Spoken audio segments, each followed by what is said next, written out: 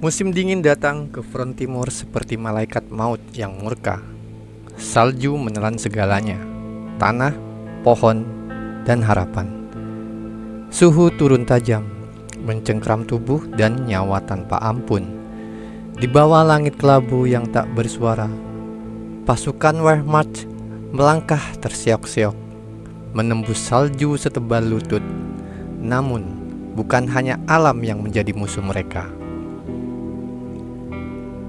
Dari balik kabut, muncul makhluk-makhluk baja yang seolah tak bisa dihentikan.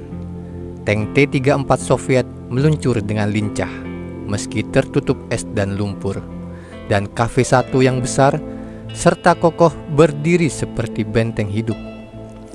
Peluru Jerman menghantam armor mereka, dan memantul seperti kerikil di atas batu karang. Panzer III dan IV, yang sebelumnya menjadi ujung tombak Blitzkrieg, kini tampak seperti anak panah patah yang dilempar ke dinding baja. "Gott im Himmel!" desah seorang komandan panzer saat T-34 menerobos barikade dengan kecepatan yang tak masuk akal. Radio-radio Jerman dipenuhi jeritan minta tolong, suara-suara terakhir dari tank yang terbakar. Di markas besar Wehrmacht, wajah-wajah pucat para jenderal tak lagi bisa menyembunyikan kepanikan. Rencana Barbarossa yang ditulis dengan tinta penuh keyakinan kini tercabik oleh realita baja Soviet. Dan di Berlin, di jantung Reich, Adolf Hitler memanggil para petinggi industri persenjataan. "Jika musuh memiliki monster, maka kita akan menciptakan iblis," ucapnya dengan kata membara. Tanggal 26 Mei 1941, perintah itu resmi dikeluarkan. Proyek tank berat dimulai. Tidak hanya kuat, tidak hanya tangguh, tapi menakutkan. Maka lahirlah misi menciptakan sang Tiger.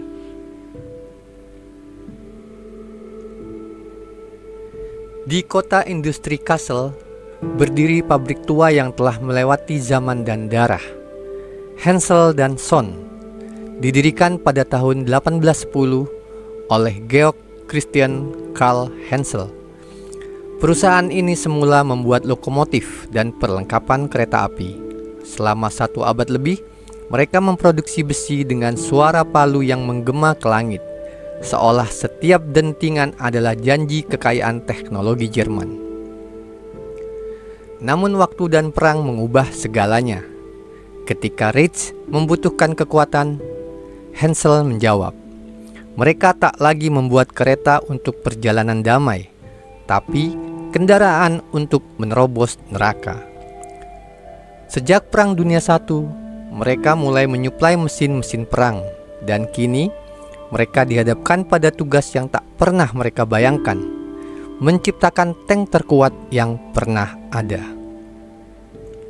Adalah Erwin Aders, kepala insinyur yang telah memimpin banyak proyek besar. Kini memegang sketsa dan mimpi Hitler di tangannya. Ia bukan sekedar teknisi, ia adalah seorang pemahat logam yang ingin memberi bentuk pada legenda. Bersama timnya, Aders mulai membangun sesuatu yang belum pernah ada di dunia ini. Gambaran kasar awalnya disebut VK45.01H, proyek rahasia yang hanya diketahui segelintir. Di dalam pabrik yang berdengung siang dan malam, para pekerja menciptakan cetak biru bukan dari ide, tapi dari tekanan. Waktu tak berpihak, sumber daya terbatas, tapi kegagalan bukanlah pilihan. Sementara itu di sisi lain, seseorang yang lebih dekat dengan Hitler juga mulai bergerak. Ferdinand Porsche, seorang visioner, penuh percaya diri dan siap mengalahkan siapapun. Perlombaan dimulai, bukan sekedar antar perusahaan, ini adalah pertarungan ideologi, gaya, dan nasib bangsa. Tahun 1942, di saat dunia terbakar oleh peperangan, dua raksasa teknologi Jerman mengadu gagasan dan logam. Di satu sisi adalah Porsche, penuh ambisi dan karisma, membawa desain futuristik dengan sistem elektrik ganda. Di sisi lain, Hensel yang lebih konservatif namun solid, membangun dengan logika dan pengalaman. Porsche yakin akan kemenangannya. Ia sering menemui Hitler secara pribadi, memperlihatkan model dan menjanjikan revolusi. Namun Hensel tidak berbicara banyak. Mereka membiarkan baja mereka berbicara. Pada April 1942, di markas militer Rastenburg, kedua prototipe diuji.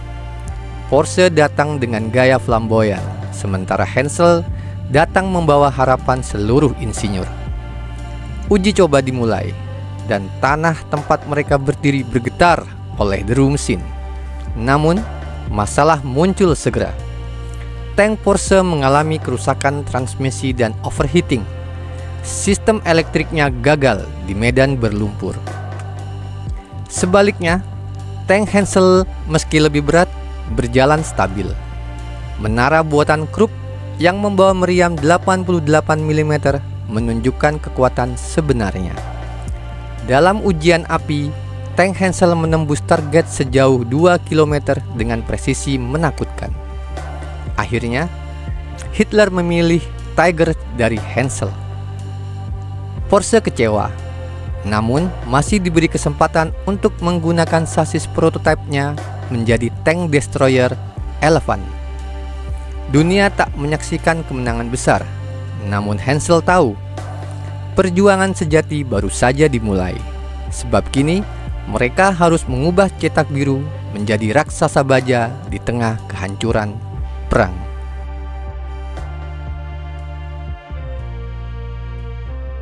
Pekerjaan membangun Tiger bukan sekedar tugas teknik. Ini adalah pengorbanan. Di dalam pabrik Hensel, ratusan pekerja menggenggam obeng, palu, dan harapan. Mesin-mesin berdengung seperti doa yang tak pernah selesai. Tapi setiap baut yang dikencangkan, setiap plat baja yang dilas, membawa beban sejarah di pundaknya. Tank Tiger bukan mesin biasa. Dengan bobot lebih dari 57 ton, ia butuh mesin Maybach HL230 untuk menggerakkan tubuh raksasanya. Tapi mesin ini tak dirancang untuk beban seberat itu. Overheating menjadi masalah yang menghantui.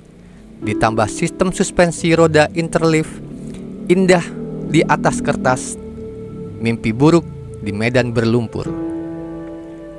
Krupp yang bertanggung jawab atas menara menghadapi dilema lain. Bagaimana merancang turret yang bisa menahan recoil dari meriam 88 mm, namun tetap dapat berputar cepat dan akurat. Desain pun terus direvisi. Setiap revisi berarti mundurnya tenggat. Tapi perang tak mengenal penundaan. Bom sekutu mulai jatuh di malam hari, mengguncang jalur suplai. Baja menjadi langka. Tenaga kerja dialihkan ke front. Makanan, bahan bakar, dan tidur menjadi barang mewah. Namun, di tengah kelamnya malam, para teknisi tetap bekerja. Mereka tidak membangun kendaraan, mereka membangun harapan. Erwin Aders berdiri di lantai pabrik, matanya merah karena kurang tidur. Ia menatap salah satu prototipe yang baru saja selesai dirakit. Dalam benaknya, ia tahu, jika tank ini gagal di medan perang, maka semua ini akan sia-sia. Tapi, jika berhasil, maka dunia akan mengingatnya.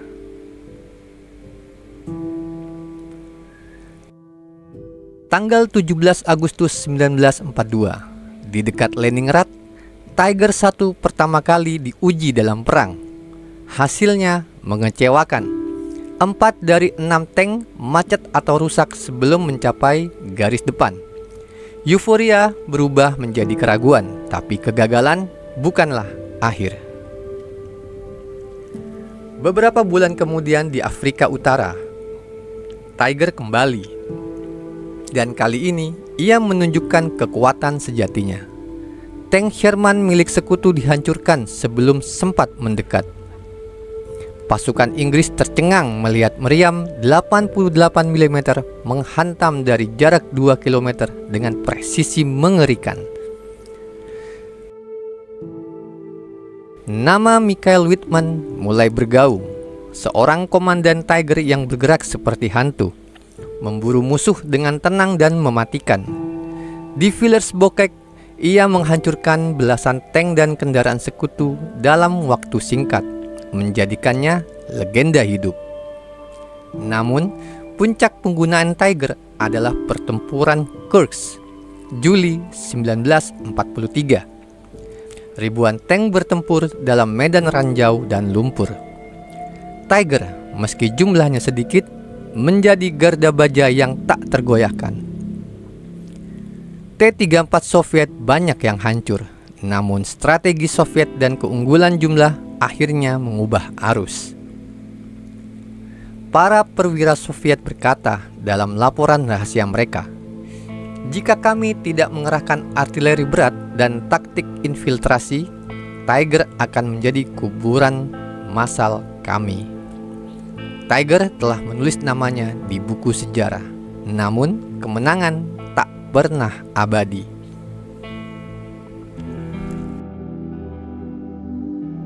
Tiger 1 adalah simbol kekuatan, tapi ia juga simbol dari sesuatu yang lebih pahit, keangkuhan teknologis. Hanya sekitar 1347 unit yang pernah dibuat. Produksi yang lambat, biaya yang tinggi dan kebutuhan bahan bakar yang luar biasa menjadi beban yang tak sanggup ditanggung Reich. Tank ini sulit diperbaiki, komponennya rumit. Beratnya membuat mudah tenggelam di tanah becek atau terjebak di jembatan yang rapuh. Ketika sekutu mengebom pabrik-pabrik di Jerman, jalur produksi terganggu. Hensel tak lagi mampu menjaga tempo. Pada tahun 1944 muncullah penerusnya, Tiger II, Koenigs Tiger. Lebih besar, lebih kuat, tapi juga lebih lambat dan lebih rakus bahan bakar. Tiger II seperti dewa yang turun dari langit, namun terlalu berat untuk berjalan di bumi. Saat Perang Dunia II mendekati akhir, tank-tank Tiger yang tersisa menjadi target utama. Sekutu mulai belajar cara menghadapinya, menghindari pertempuran langsung, mengepung, dan menyerang sisi lemah. Lambat laun, sang legenda pun jatuh satu persatu. Hari ini, Tiger tak lagi mengaum di medan tempur, tapi suaranya masih bergema. Di museum, dalam film, di dalam game, ia hidup kembali. Ia adalah bukti dari ambisi, kecerdasan, dan kesombongan manusia dalam satu bentuk. Hensel dan Son tidak memenangkan perang, tapi mereka menciptakan mahakarya yang bahkan musuh pun kagumi. Di balik baja yang tebal dan laras yang panjang, Tiger membawa pesan yang lebih dalam, bahwa kekuatan sejati tidak selalu datang dari kemenangan, tapi dari keberanian untuk menciptakan sesuatu yang belum pernah ada sebelumnya. Dan dalam sunyi malam yang panjang, di antara deru angin dan bayangan sejarah, mungkin masih terdengar suara rantai besi yang melintasi tanah beku. Suara dari seekor tiger yang tak pernah benar-benar mati.